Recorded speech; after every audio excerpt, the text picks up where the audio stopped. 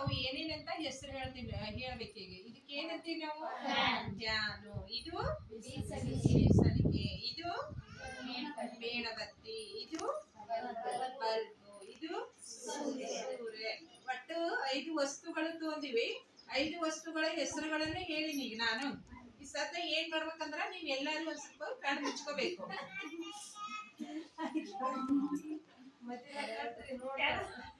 ಮುಚ್ಬೇಕು ಮತ್ತ.